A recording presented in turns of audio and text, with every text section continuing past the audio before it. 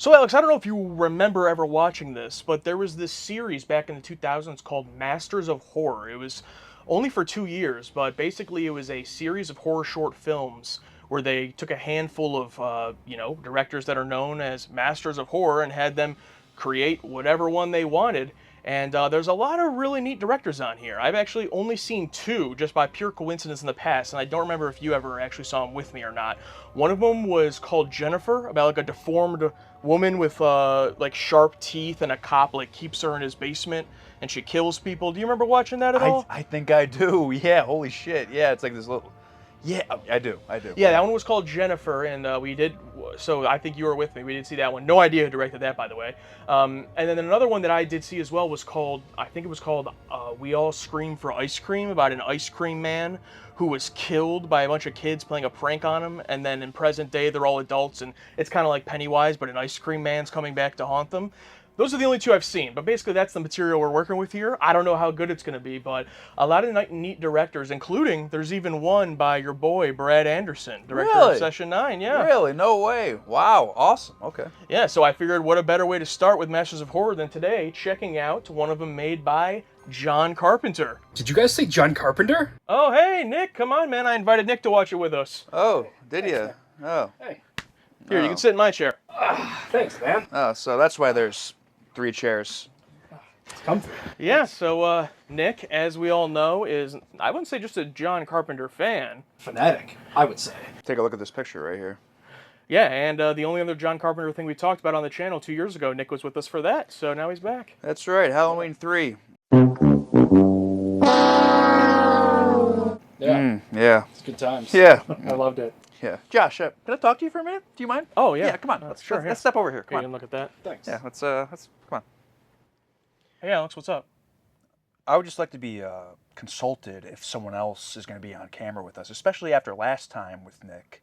Well, I mean, last time, Alex, that was 2 years ago. I mean, in the landscape of YouTube 2 years ago, we were like an ant, but now, I mean, we're like, I don't know, a large spider? Hey, do you think we should do a reaction to 8-Legged Freaks? Hey, stop. You're losing the point here. Look, the point is, the channel is you and I, okay? And look, our audience already hates us, and introducing someone else into the fold... Wait. I know what this is about. What? You're afraid Nick's gonna steal your shine if he gets on camera with us. Steal my shine? Yeah, come on. I mean, you know, you've been slipping a little bit recently, showing up late, missing the Slack message. Some stuff's been going on. I told you that wasn't my... Look, I'm not worried about anyone taking my shine, especially not Nick, okay? Wait, what do you mean? Well, why especially not Nick? I don't know why I said that. How about you prove it out there on camera? Now, excuse me. What was that about? Is everything okay? Oh, yeah, everything's fine. Alex was just kind of curious about, you know, some of the content selection we're moving forward with. We have a really cool announcement coming up, so we're going to be watching this show they've always wanted us to watch, and it's worried about Nick taking my shine. What a fucking joke. Oh, you're going to be late. Oh, the Slack. Oh, the Slack email. What the fuck is a goddamn Slack email? Is this still on? Oh, shit. Oh, hey, all right. Oh, hey. We ready to get started here? Yeah, are you ready? Yeah, I'm ready. Question, though. When are you going to edit this? Like the audio and all that? Oh, I don't know. I mean, probably just like in a few weeks or something. Why? All right, y'all. Well, this is going to be Target Audience History, our first ever reaction with someone joining us. Last time, Nick, you were on the channel, it was just a discussion. So that was a lot of fun. But this time it's a reaction. We're going to see how it goes. It's obviously going to be first time, both from filming and editing perspective. So bear with us on that side of it. Nick, were either of those examples I talked about earlier familiar at all to you? I do remember Jennifer. Okay, that seems to be a popular one. I remember watching that in your basement, bro, and being traumatized by that one. That freaked me out for a while after watching that one. Because that lady's face was messed up.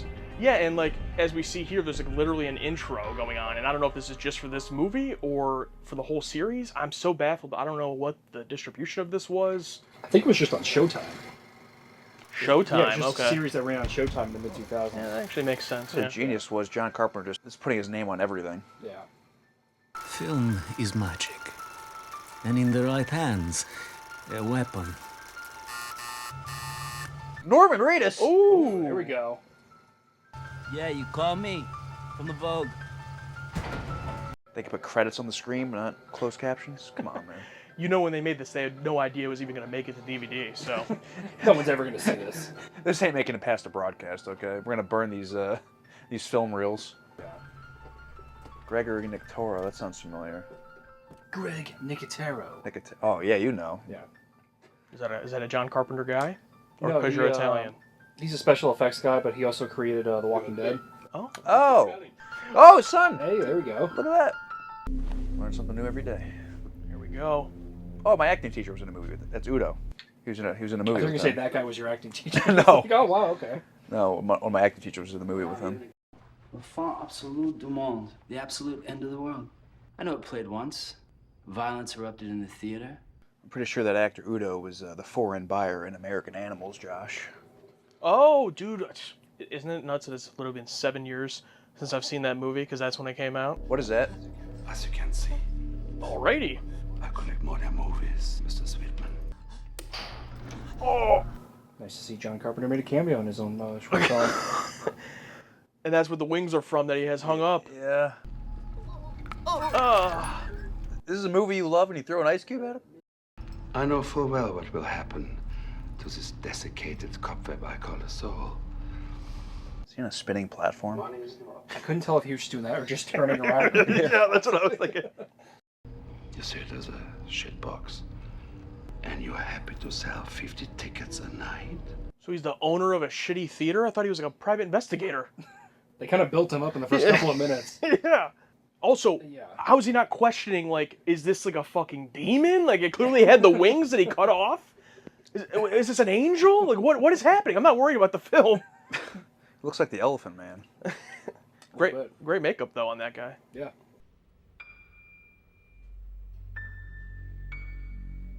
Here we go. We're setting up his backstory and motivation with the picture. I tracked down rare movies. My wife left me because she wanted me to get a real job. Yeah. Are you my sweet man, Kirby? Or the twist, she burned down in the theater showing that movie. Oh. Damn it. Oh, wait, it's him. Oh, wait, it's her! Oh! Okay, John Carpenter. And whoever your DP is. What's up with you and the cigarette burns? When you're watching a film and one of those bugs appears, it lets you know, you know? You take them out, all of a sudden it's anarchy. Oh, okay. So he collects the frames that have the cigarette burns? Yeah. That makes sense. What film is it this time? Le fin absolu du monde. Would the equivalent of the film they're talking about be maybe Nicolas Cage's Superman? Yeah. There's literally been movies with this same story. That, like, you know, fabled movies, oh, they showed it in the theater and it burns down. Like, it's a very common, you know, but I don't know if there's, like, one actual real one or if it's just, like, a bunch of fake movies that use this same kind of trope. It just needs a little work. Yeah, we could do it ourselves. They didn't need to put any makeup on Norman, though. Get your shit together. Oh. Well, There's that. I was going to say, wouldn't they have just spent it on drugs immediately? So yeah, that's a solution. Just give them more money. Like, somehow he actually bought the theater. Excuse me, sir, but we're not open yet. Oh. Oh, he's back. I'm here for my money. Look, I don't have time to talk to you right now. How about a check for $200,000? You got time to talk about that? I'll get you your money. When? Soon. Why would he write I know that a you're check not gonna go away to a heroin until I give junkie? you your money. $200,000. You've got 1 week. If you can't get the money, I thought he was going to, like, send someone to beat him up. He did the... Yeah, after he turns his back. What was that? Of what are typically thought of as lesser genres. Science fiction, fantasy, or horror. Lesser genres. What the fuck? Those are my top 3. Oh, actually, rom-com. Damn it, Josh. No one sent me. It's about something you wrote. It's about a review. Is this John Carpenter? Absolute du monde. I hope it's David Lynch. Judd Apatow? What the fuck do you want? Le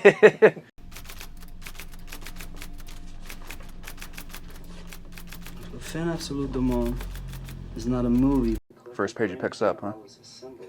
That was convenient. Is that what this is? All of this? Is that one review? Almost finished. Oh my god. Holy shit. He's the first Letterboxd reviewer. But yeah, In the Mouth of Madness is kind of the same story. This guy writes a book and starts, you know, people go crazy or whatever. and they gotta like stop it before like the movie's released. Once you start this, you can't just shake it off and walk away. We have the angel in someone's house. Do you want to go talk to the... Yeah, tell him about that. It's shit.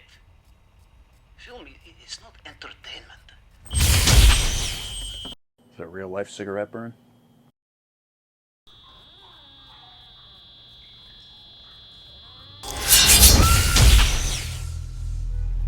I just thought she would have overdosed on the heroin, but I guess she just ended it. Yeah, I wonder why. Think he broke the news that they had to stop doing heroin because they don't buy the theater? And that's why she did it. So you're on the hunt again, Kobe? Yeah, but this is different. I'm looking for something that may not even exist anymore. There's a wall of silence around this film, around Bakovic's whole life. But there's no records that he's dead. Trust me, Bakovic is quite dead. Well, you don't think you're the first to look for this film, do you? If you know so much about it, why don't you try to help me find it? You have to earn this movie. You know where it is? What it made it sound like. You said I have to earn it, so... Also, I get that it's a TV movie, but like, doesn't seem like every character he comes across, like, it's just like he just walks into the room and they're there. Like, we don't know. Yeah. Like, how did he like get the means to track them down? Like, just know their exact location. Especially since he's not a detective either. He's just a guy. Yeah. Former heroin addict. If I were you, I would not call this number. This man has an excellent collection, but he's dangerous. Sorry, Mario. Your princess is in another castle. Go here. Then we'll have another long expository introduction of the next guy. My character doesn't exist out of this building, so I stand here waiting for the next scene to happen. I mean, that's what happened, literally. It was daylight. Yeah. Nighttime, he's still just standing there.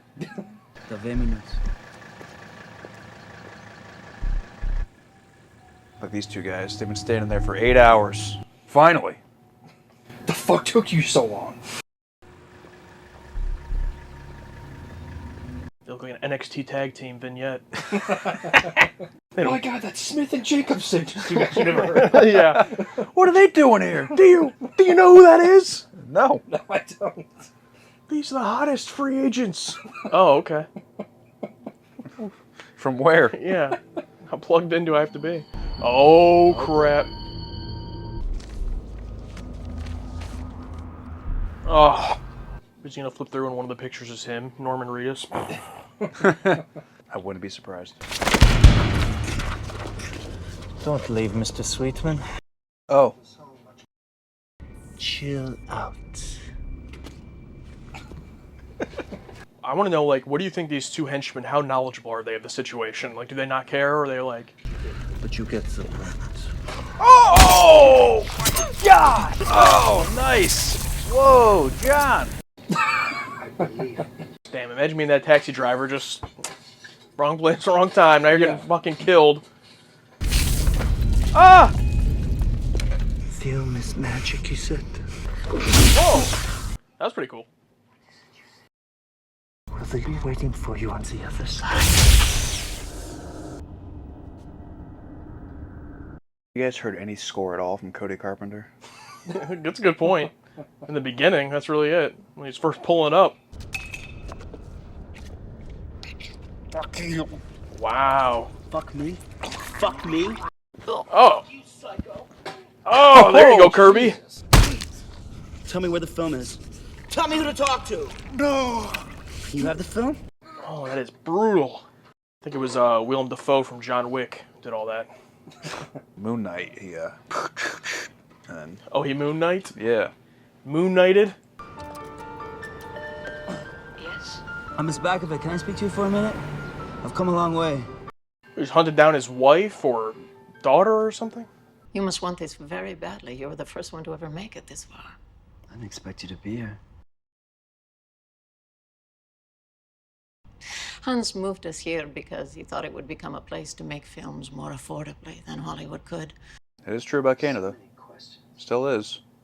Do you have a print of Le Faux Absolute du Monde?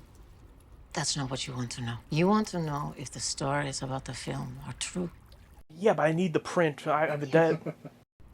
The producers of this film produce many other things. Chaos, sorrow, suffering. Harvey Weinstein? The devil?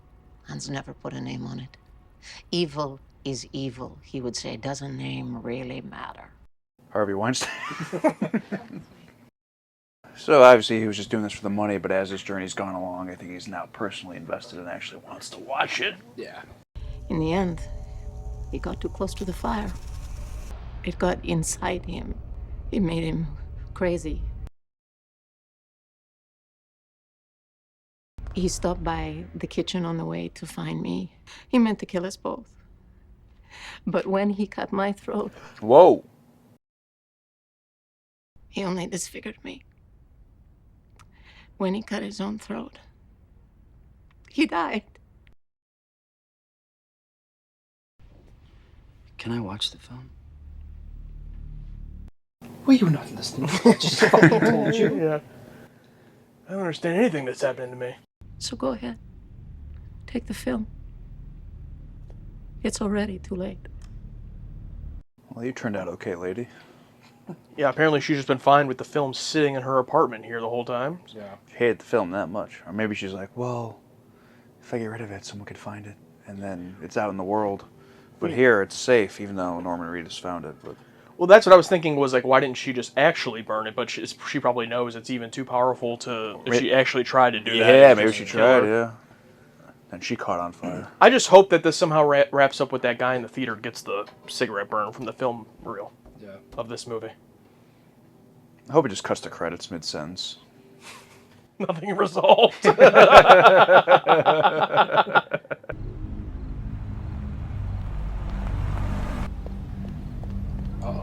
Bro, he was really waiting. Got my money. Fuck. Fuck. What the fuck, man? Bellinger? Yeah, wait. What happened? All right, I'm coming right now. The guy who... The film reel guy? Are you not watching? Dude, character names, man. No I remember no Kirby. subtitles. No subtitles. I remembered Kirby. That's it. Mr. Bellinger! Oh! Mr. Bellinger called me. You brought that film to this house. Bro, you there's been an angel here. I hope you get what you want. What you deserve.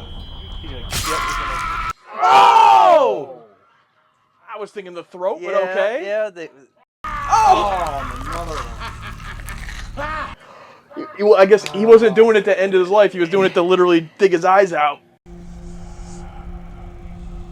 Who worked on this film? Yeah. Look him up. Look him up! Klaus Spurgeon. Who was the best boy? Who was the key grip?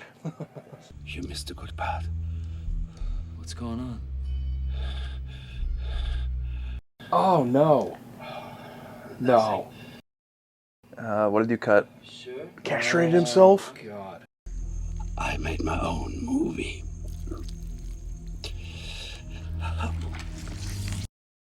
Don't show it. Don't show it. Don't.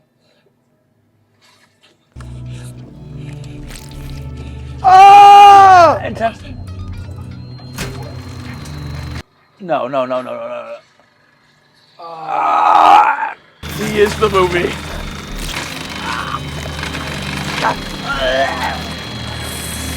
I'm sick of body horror, dude. Filthy fucking thing. What is it? Sold him all the way there. You're right. Did you see the guy with the stabbed eyes outside?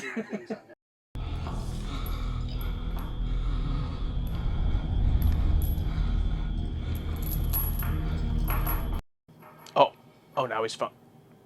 He was all like scared earlier, but now he's like, just chill. What happens to that thing if it gets out? Oh! Okay. I'm hungry. Oh. I see now. I understand.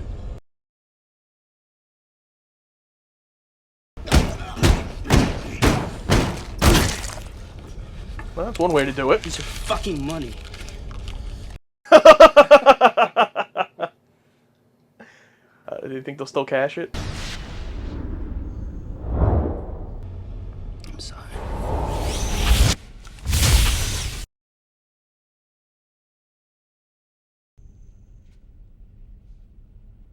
Thank you for this. When you're an angel, right? You could probably get him in. You could pull some strings, get him in a. Oh, no, little cigarette burn there at the end. Okay. I really wish you guys saw In the Mouth of Madness, because this felt like a mix of In the Mouth of Madness and The Ring, per se. I might appreciate it more after I see that. Yeah, You know? I think In the Mouth of Madness was a better. I would have to see what came out first, but I think it was definitely a better. Ooh, a Saw poster was in this, and Saw 2 poster. I want to say In the Mouth of Madness was a better execution of this story. Was this filmed in Canada? It was filmed in Canada. That makes sense. That's funny that they would mention that about it being cheaper, because that's probably because it's where it was filmed. Exactly. So. Yeah. Yep. Yeah, this definitely felt like a strange idea, but this said copyright 2005. Did this come out in 2005? 2005, yeah. So 2005 was the first season of this, and then 2006 was the second, and then that was it. Okay. So I don't know why they didn't make more, but. Okay, because that's weird, because In the Mouth of Madness... I assumed it was an older movie when you said Sam Neill. I mean, no offense to Sam Neill. But... Yeah, In the Mouth of Madness. Don't know why they didn't make more of these two. Really? Okay, because In the Mouth of Madness came out in 94. That's interesting. Yeah. So, did John Carpenter want to make a more condensed version of maybe this is what his original vision was, and they gave him free reign on this, and this is what it was? I'm baffled. This is crazy. This was strange. This was odd. Did John Carpenter want to make this? Because he didn't write it, right? Yeah, he didn't write it. So here's a couple things about the movie that I looked up, and then also I have a question for Alex and you as well, Nick. But first of all, the writers were Rebecca Swan as Scott Swan. I guess she didn't want to put her name on it, and Drew McWeeny. This was their first thing that as writers. Here's just a few other facts. Cody Carpenter. This was his first time as a composer. The film critic in the movie, his name is A.K. Myers, which is a reference to Michael Myers. Okay. And the newspaper columnist was secluded in his house in Carthage, New York, which is John Carpenter's hometown, where he was born. Okay. A few little fun facts there. But yeah, obviously he didn't write this. And again, I don't know a ton about this series, but I think what happened, or the way they put it together, was they like commissioned these stories to be made, is what I'm guessing. Bought scripts or however the producers of this series, and then they were like, okay, let's go find directors that will make this. So maybe what you're saying, Alex, is it was the other way around, where they were like, maybe they looked at In the Mouth of Madness and The Thing and those types of things and go, oh, John Carpenter would be great for this. That makes sense. That could be. Now I'm speculating that. But speaking of The Thing, I wanted to ask you, because like Alex, you were complaining about the body horror, and you've seen some other things recently, not channel related, that you said had it. But obviously, like The Thing is one of your favorite movies. You also really enjoy The Fly, right? So do you like body horror as a whole, or what's your? I like The Thing because The Thing is body horror, but it's not like I can't watch any hospital shows, like anything that's like too realistic, genuinely realistic. Yeah, that type of stuff. Yeah, a giant a head turning into a giant spider and crawling around. That I don't see that happening in real life. I can tell. I can appreciate what the effort that went into that. But just something like just someone's intestines, just like, you know what I mean? Or like someone giving birth, like that's what I can't stand. Yes, and that's interesting because I don't want to say I'm the complete opposite, because it's not like something like The Thing turns me off, but I enjoy that. But I sometimes get more of an appreciation of the realistic stuff, like as what is presented here, in the sense of, like in The Thing, the guy turning into the spider creature, that's like incredible, that's awesome practical effects. In something like this, the guy ripping his intestines out, putting on the film reel, I know it's fake. So it's like, if you can make me believe that that's happening and make me feel like how that would feel, then I feel like that's like a credit. Because how I always think about like how bad could it be, or how goofy could it look. Another example, like they're showing here, the guy stabbing his eyes, right? Like that could look so terrible, but like if you do it well and it makes me gross out, then it's like, oh, you did your job. And I kind of appreciate that, but also obviously I get what you're saying. Like if you just straight up it grosses you out, then it is what it is. It grosses me out, and I can like genuinely like picture how that feels. Like, yeah. I don't know what antlers coming out of my head, and I don't. But picturing like, I can like, nope. Yeah. This definitely felt like we need a director. Oh, how about like I know like for Freddy's Nightmares they brought in Tobe Hooper to do an episode. It's like Like, I feel like there's directors that are passionate that possibly write their own stuff and they have to get their vision out there. And then there's a group of directors, and we know how John Carpenter is. Give me the money, give me the money. So he's probably like, oh yeah, sure, I'll direct. It was a big benefit for him to even do this in the first place. Yeah, and like the first quarter to like the middle or 3/4, where it's just like, oh, your princess is another castle, go to another set piece. Oh, no, I gotta go here. It's like, I wonder what John was doing during those scenes. It's like, okay, yeah, it's like, it's like, I don't know. And then the part where they finally get to the French guys, one guy's like straddling him like a stripper, and he's like this. It's like, I'm like, you're making a choice here. You're making a choice, and then he has his Moon Knight moment, and then they're just dead. Yeah. Was that ever like resolved? I thought that would come into a button where like he's no. Definitely. Yeah, I don't know how I feel Nick, about this. Nick, do you want to jump in on the first on the body horror part of it? What your preferences there, like, dislike, and then also just whatever else Alex said you want to jump on? I don't mind the body horror stuff. Like, especially, I mean, The Thing is like one of my favorite movies, and I love it there, and I think it works really well, especially just because the effects are so good in that movie. I think it's just your intent. Like, if you're just doing it just to be gory and just like over the top, then it's like, okay, it doesn't gross me out. It's just like I lose interest in it. For this, honestly, like you were just saying, a lot of the film was just a slog of just like going to different people and just like, oh no, now you have to go here, now you have to go here, like you were saying. So then when like the gory stuff came at the end, like I was really entertained by it and I was laughing at it, and I think it added a little bit of entertainment to what I mean, for the most part, it just kind of seemed like a very boring, character just on a quest to find this movie the whole time. That's a good point. He was a very boring character. I thought, like, okay, now he's going to become obsessed with this film. Like, towards the end, it's like, no, I still don't want to see it. Yeah, Norman Reedus, don't know how many roles he had before this, but wasn't a highlight here for him.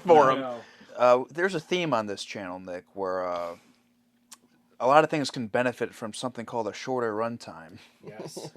And even at an hour, like, I just felt like we can, like, skip some of this out. It just felt like the entire beginning was just like trying to get. It started off really interesting with like the fucking angel. Just sitting there, I'm like, okay, whoa, what is this? And I thought it was going to be like a weird Twilight Zone-esque world, and then like it just goes into becomes normal. Yeah, and it's like, I don't know, he didn't know how to like flesh out characters, because the one French dude who works at whatever that office was, he's there during the day, he's talking to him, and he leaves and he comes back and the guy's still standing there. It's like, you know what I mean? Yeah, let me say this on the flip side, because I do think I'm a little bit more positive on it than what I'm hearing from you guys.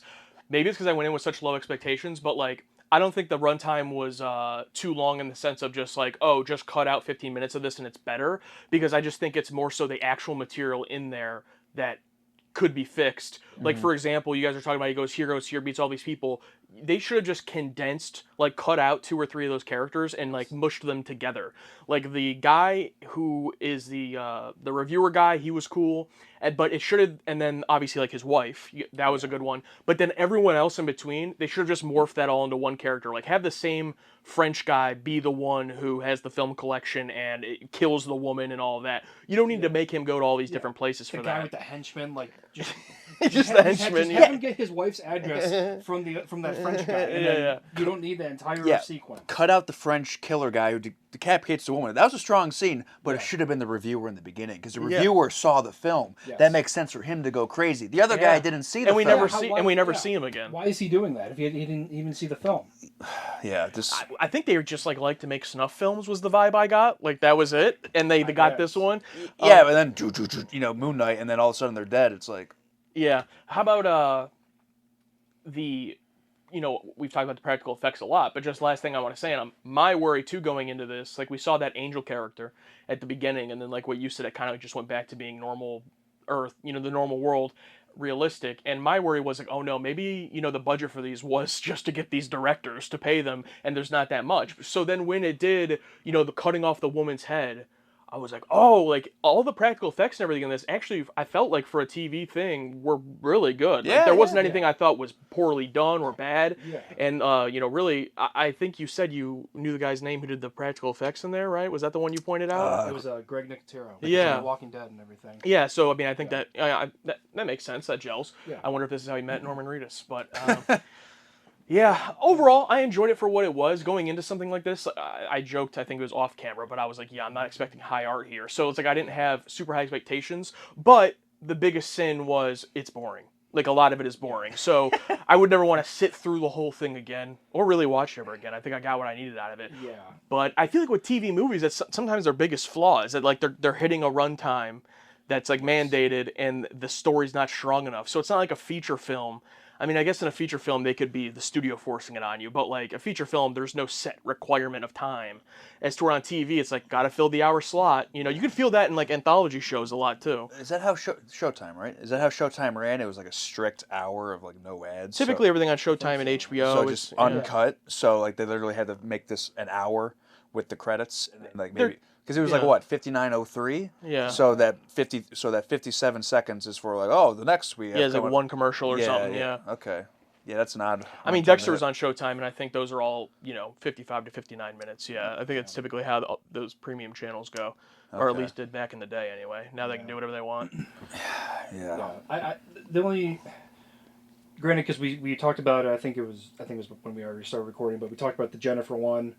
I can't remember who directed that one, but I mean, maybe it would be more obvious if we watch like the rest of the Masters of Horror series, but like I feel like it's a cool concept to have these like famous horror directors come in and direct it, to have their own personal stamp on it. I don't think this really has like a John Carpenter stamp on it, like I said, maybe somebody else, like they mentioned Argento in the movie, like something like that, like okay, you could clearly see, this 59-minute feature is clearly, he has his hands all over it. This is his style. Mm-hmm. I just kind of felt like this was just a boring TV like movie, and like, oh well, yeah, John Carpenter happens to direct it. Like, yeah. Hired hand. Yeah, exactly. Yeah, and the one thing I'll say on the John Carpenter side of it is maybe not like his trademark stamp per se, but I did think it was well directed. Like I could tell that it's not like he walked on and was like, okay, I'm here, I get the credit. Like, there's a lot of moments like the whole scene of the snuff film where he cuts off the taxi driver's head, and I thought like that was all really well done, even though it did get really uncomfortable how long he was giving him the lap dance and spitting exposition at him. But I would say the best one is when he first went to go see the critic who was doing the reviews, and just like the whole setup there, and like the light from the window coming in through the shades, or even the one shot of the guy that they talk about the whole time, the director of this film, where we just get that one shot of him and it's like the light on his eyes and he's just in this film room. So it was well directed. You could tell he was like, okay, I'm gonna, like, obviously my name's on this, I'm gonna be a good director. So at least I'll give it that, to where if this wasn't John Carpenter and I didn't know who it was, I feel like I still would have said, oh yeah, this was really well directed. So yeah, the critic scene was probably the best one, where he picks up the paper and he's reading it like it's the same movie, and then it reveals every page is about that film. It's like, okay, very Shining. That's great.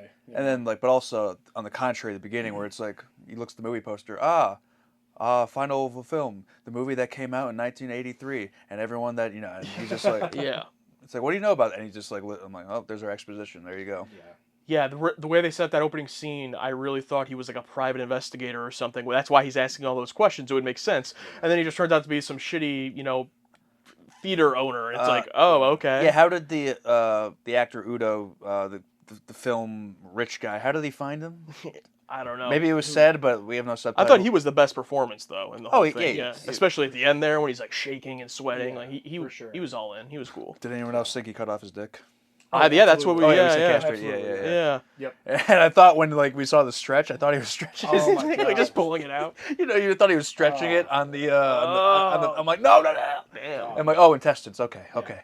Because I didn't know how far it would go. Because it just showed a straight up decapitation and some other shit. I'm like, how far is this thing gonna go? Yeah, for sure. But again, when it got to that point, I was very entertained by it. Once it got to it, yeah. Was, Convincing body horror, yeah. Yeah, but yeah, I feel like any director, regardless of their, their forte or what genre they do, like any good director above a certain level probably could have directed this, and it would look just the same, you know, as far as quality goes. So like, I think it's just, John Carpenter. He's one of the masters of horror. His name is attached to it, and that's the draw to it. And, you know, yeah. I just saw a lot of producers. I saw a couple of writers. I'm like, that's a lot of names.